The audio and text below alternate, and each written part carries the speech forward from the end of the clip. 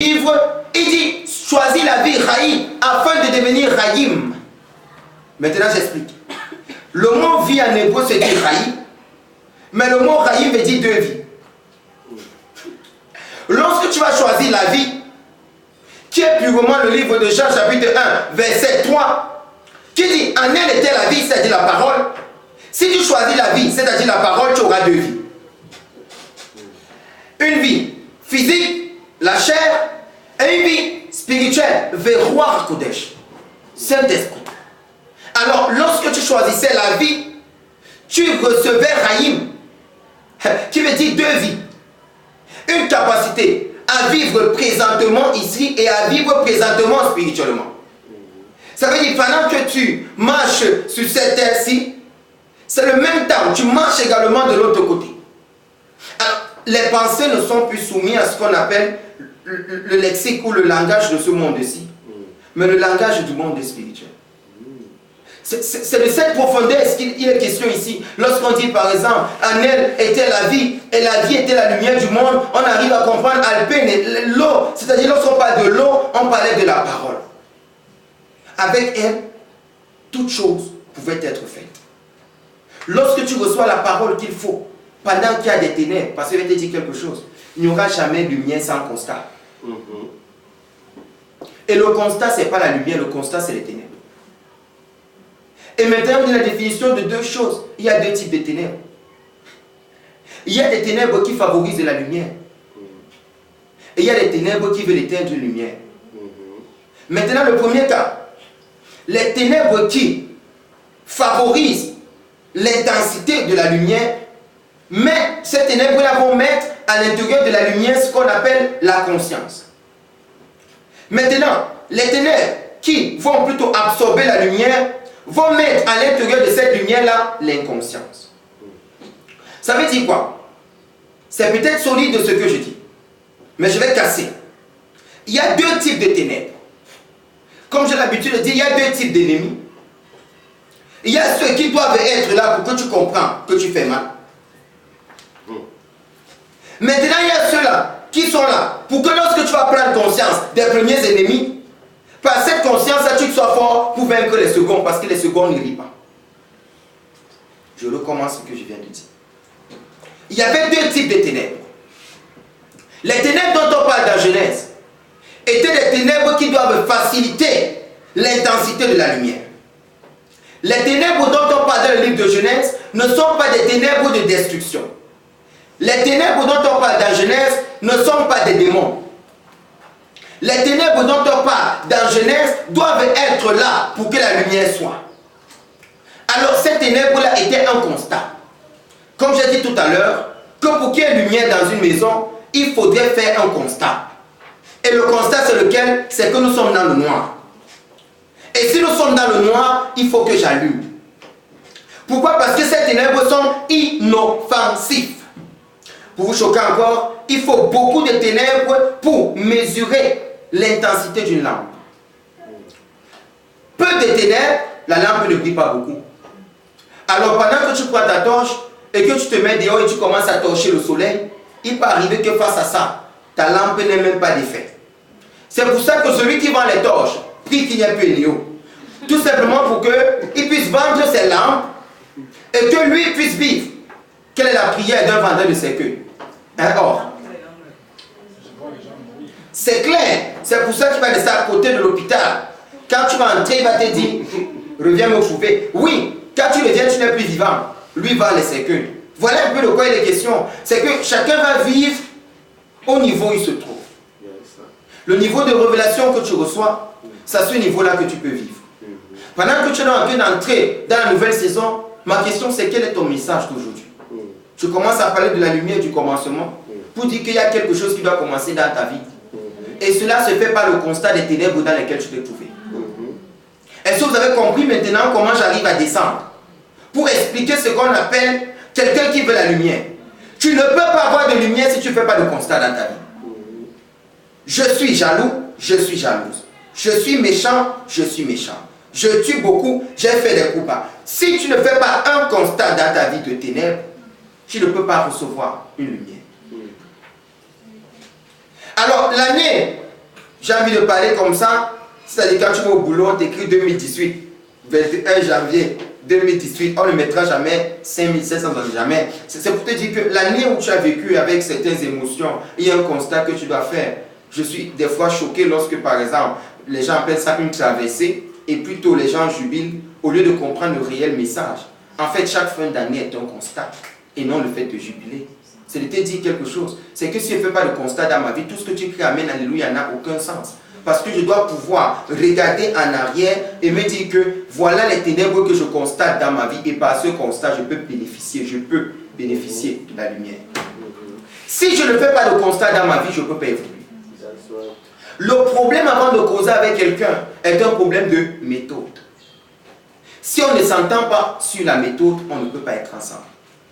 Ça veut dire même le dialogue avec Elohim est un dialogue de méthode. Ça veut dire même le dialogue avec un professeur, il y a ce qu'on appelle une méthode. Peut-être une salutation. Peut-être le fait de supporter quand ils disent qu'on reçoit à 15 heures. Ou si tu veux un schéma, une feuille de route.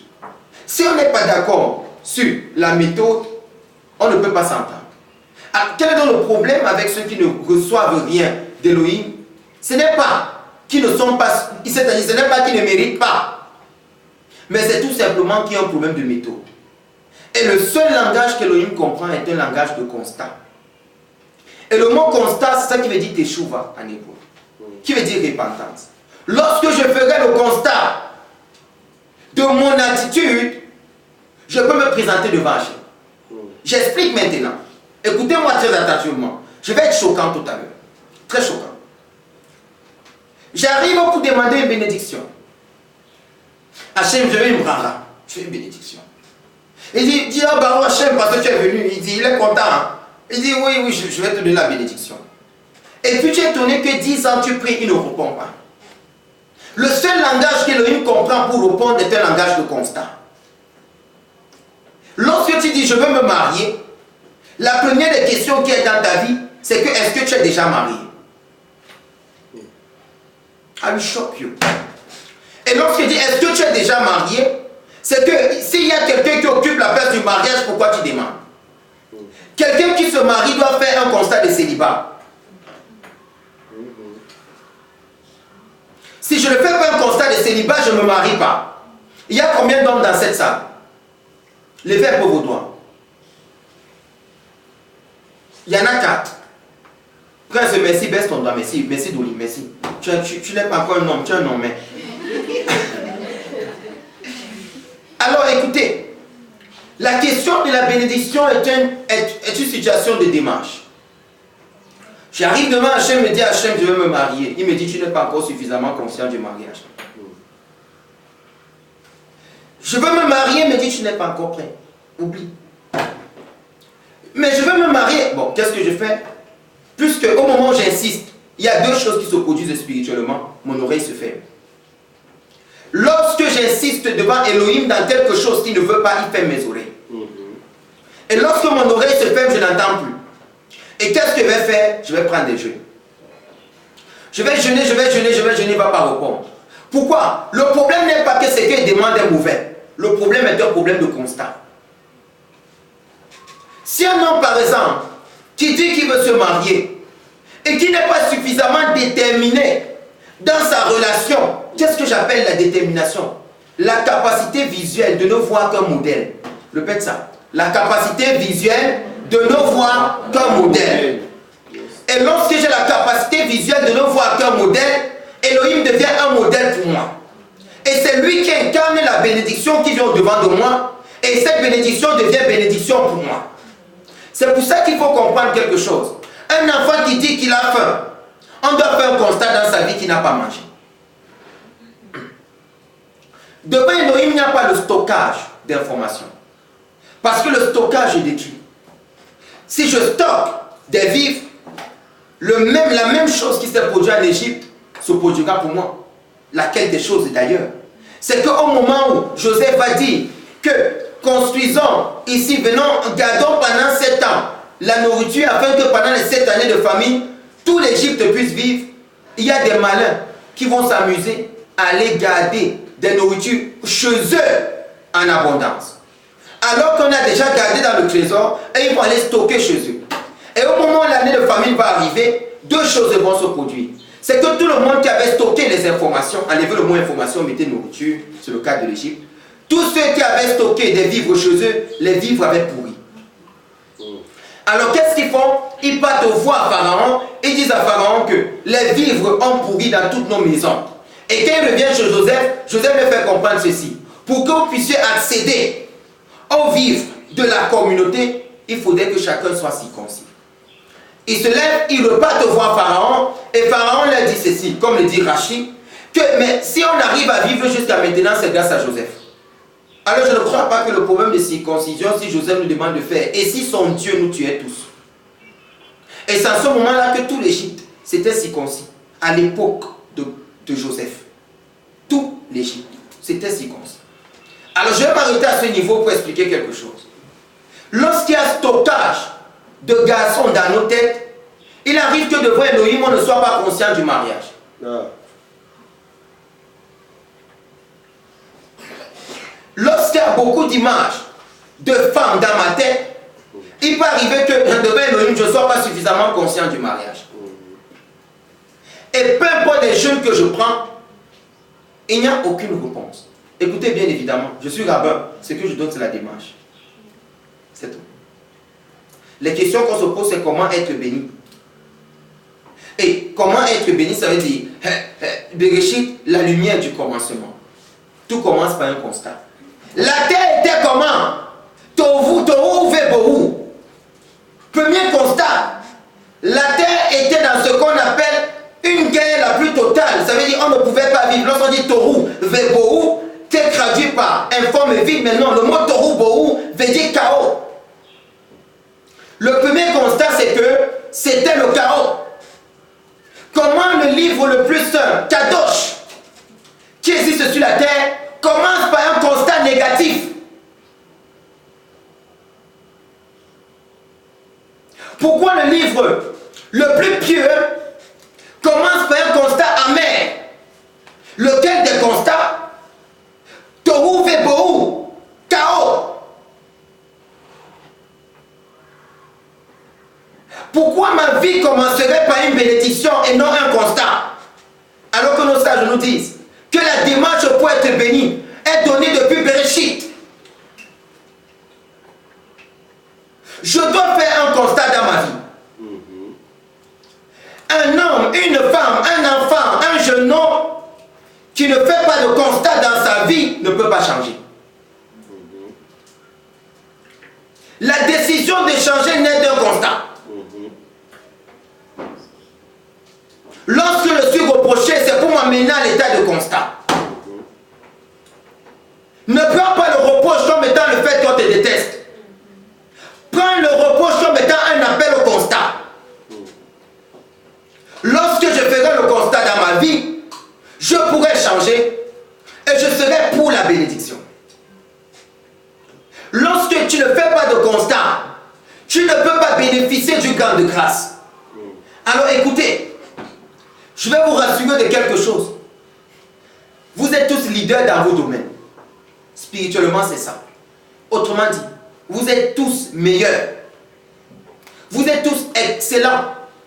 Mais souviens, vous êtes tous super dans vos domaines. Vous êtes tous la tête dans vos domaines. Mais le problème, c'est lequel? Est un problème de méthode.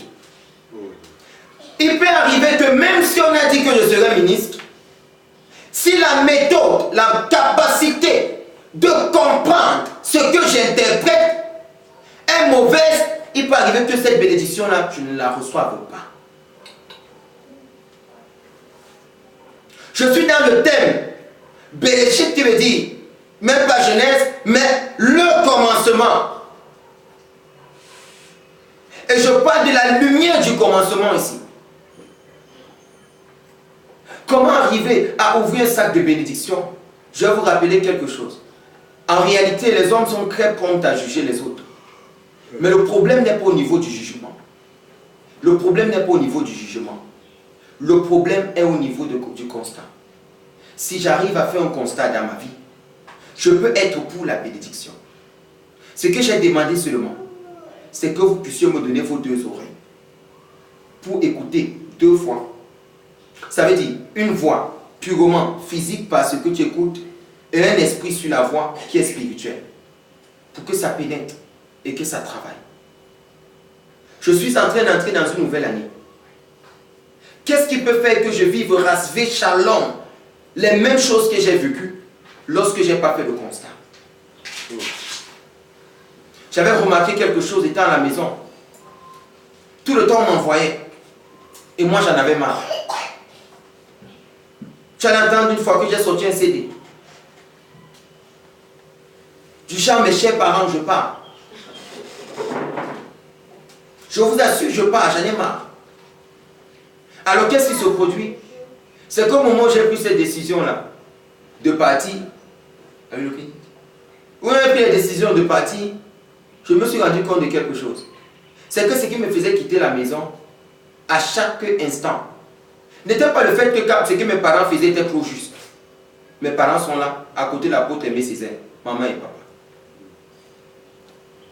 C'est pas parce que tout ce que mes parents faisaient était parfait, mais c'est parce que moi-même j'avais un problème.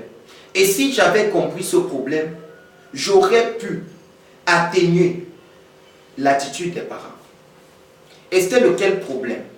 C'est que je n'avais pas encore compris que c'est moi qui étais appelé pour ce travail. Écoute, dans une maison, je vais te rassurer de quelque chose.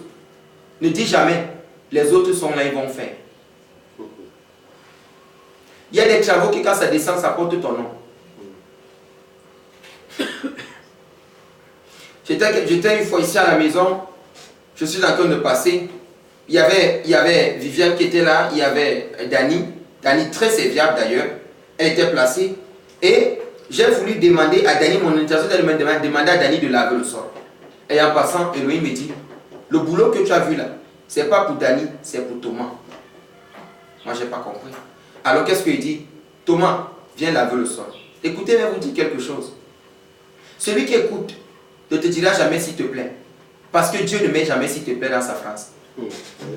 Pour ceux qui écoutent Elohim, je vais vous dire cela aujourd'hui. Si un jour Elohim a dit à quelqu'un s'il te plaît, c'est que tu n'existes même pas. Tu ne sais pas de quoi tu parles. Des gens qui passent le temps à dire sonne, finis ta langue, on va revenir en français. Pitié, s'il te plaît, ça n'existe pas. Alors qu'est-ce que dit? Elohim me dit, demande à Thomas de laver le sol. Vous savez le problème dans le domaine de la communication? C'est comme utiliser les outils du langage de ce monde-ci. Qui sont les outils comme s'il te plaît? Je t'en supplie. Je me couche même au sol. Quand tu le fais, Elohim est minimisé.